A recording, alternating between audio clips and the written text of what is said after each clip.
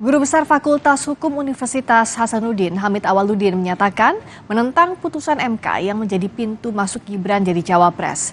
Hamid menyebut tak etis seorang yang mengadili perkara memiliki hubungan dengan orang berperkara karena ketua MK adalah paman Gibran Traka-Buming Raka.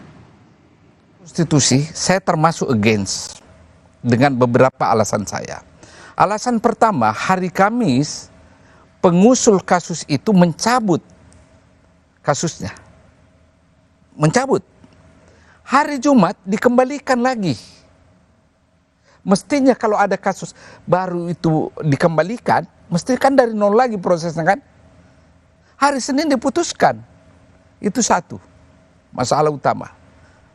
Apakah SOP yang ada di MK memang seperti begitu? Siapa saja bisa masuk lalu lalang meminta stempel dari MK tanpa prosedur yang jelas. Normalnya tidak? Normalnya tidak. Satu ya.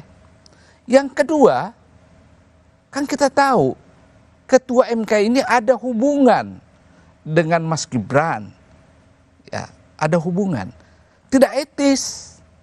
Seorang yang mengadili perkara memiliki hubungan dengan orang yang berperkara.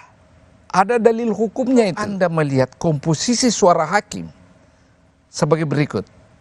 Ada 3 yang mengatakan boleh, ya, bahkan menambah aturan baru bahwa boleh Anda tidak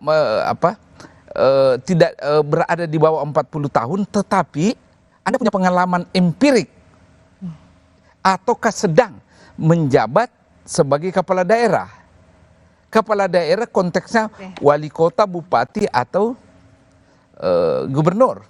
Ya. 2 hakim MK mengatakan oke, kepala daerah, tapi yang kami maksud kepala daerah itu gubernur. 4 sama sekali tidak boleh. Dissenting opinion.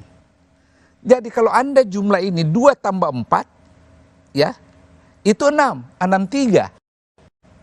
Ketiga yang membolehkan karena 2 ini boleh di bawah 40, boleh pengalaman kepala daerah, tapi yang kami maksud kepala daerah itu adalah gubernur.